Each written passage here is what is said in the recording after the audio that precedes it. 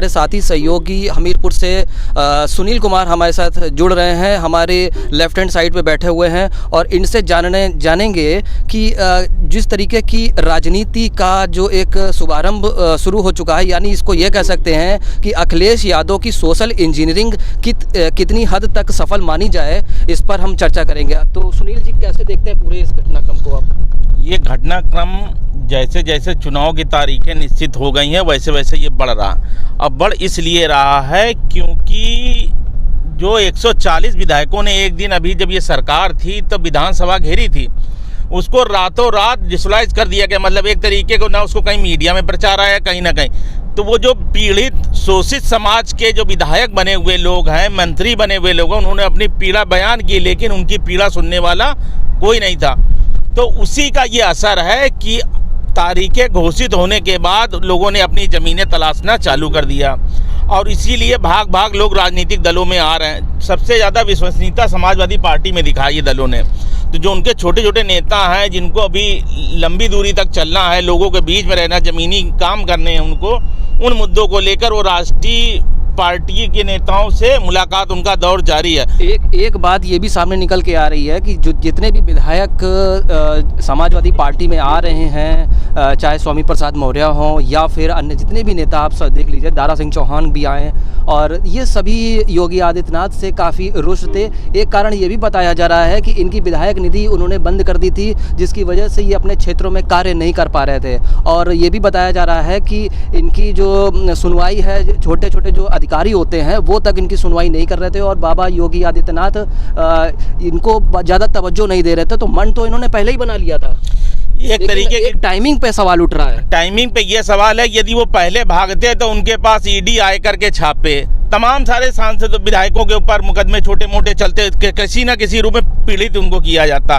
तो उन चीज़ों से बचने के लिए उन्होंने ये सही मौका चुना, जिसको लेकर उन्होंने सही समय सही चोट देने का इन्होंने काम किया। सबसे बड़ी चीज़ ये देखिए कि जितने भी भाग रहे हैं वो शोषित समाज बहुजन के लोग हैं और उनकी संख्या बहुत ज़्यादा। सरकार जो डिक्टेटरशिप चला रही थी उसमें सिर्फ कुछ ही चंद नेताओं मंत्रियों की बातें सुनी जाती थी, बाकियों को तो ये पोजीशन रही है इस गवर्नमेंट में, डांट के भगा दिया गया। कल ही एक अभी हरदोई के विधायक ने बताया कि हमको बाबुओं से, सचिवों से सर कहना पड़ता था और जो अधिकारी उनको महोदय कहना पड़ता था। ये स्थिति आ गई थी सरकार में। इसकी शुरुआत जो विधायकों का जो धरना प्रदर्शन हुआ था, आपने भी देखा होगा कि लोनी के जो विधायक थे नंदकिशोर गुर्जर, उन्होंने शुरुआत करी थी, जिसमें 150 विधायक के आसपास उन्होंने धरना प्रदर्शन दिया। और उसके बाद ये भी आलम रहा कि योगी आदित्यनाथ जो थे वो काफ़ी इन लोगों से नाराज दिखाई दिए थे।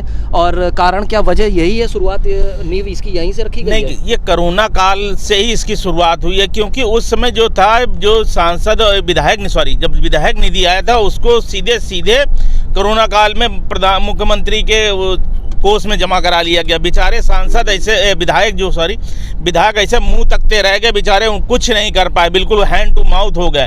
अब वो कहाँ तक जनता किस मुंह से ले, स्थानीय मुद्दे बहुत हावी थे, उन मुद्दों को बेचारे वो पूरा नहीं कर पा रहे थे, क्योंकि उनको आगामी चुनाव भी दिखाई दे रहा था और ये महामारी से भी निपटना दिखाई दे रहा था। वो कहीं अपने आप को, क्योंकि पूरा जो सिस्टम था वो उत्तर प्रदेश के अधिकारियों ने कैप्चर कर लिया था, उनकी कोई घरों से निकलने तक। क्योंकि कई बार अभी सोशल मीडिया और मीडिया के माध्यम से कई बार चैनलों पर अपनी बयां व्यतीत की, जैसे राकेश राठौर जी, उन्होंने कितने इस तरीके से बयां की और तब भी कोई उन पार्टी ने उनके ऊपर मतलब है ध्यान नहीं दिया।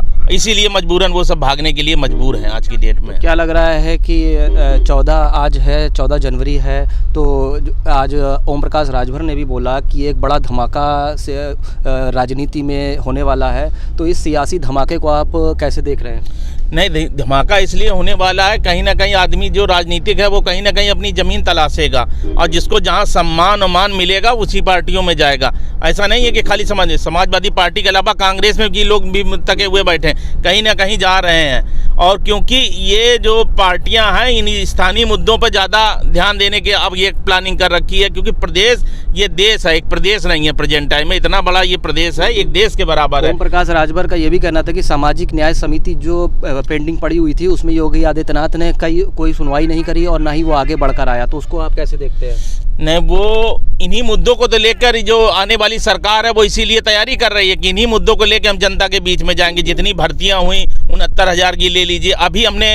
अभी कल ही पता चला मुझको कि जो अभी तक बैंक जो साफ सुथरी थी, बैंकों की स्थिति, बैंकों के एग्जाम में जो लड़के एंट्रेंस 85-95 नंबर लाए उनका सिलेक्शन नहीं हो रहा। जो 65 और 60 नंबर ला रहे हैं उन बच्चों का सिलेक्शन हो रहा है। तो कहीं ना कहीं ये सरकार डरी हुई है और कहीं ना कहीं वो हर तरीके के हथकंडे अपनाने पे जुटी हुई। क्योंकि डैमेज कंट्रोल जो इनका है, लखनऊ ना होके आजकल दिल्ली चला गया है। वहाँ पर मीटिंगें ये करते रहते हैं और विधायक अपने आप यहाँ से भाग जा रहे हैं उनकी पार्टी छोड़कर। कई मुद्दे रहेंगे। इस बार उत्तर प्रदेश का चुनाव है। पेट्रोल, डीजल, महंगाई, बेरोजगारी, कई मुद्दे रहेंगे जिसमें को लेकर आम जनता जो है वो वोट करेगी और वोट का चोट उसमें देगी।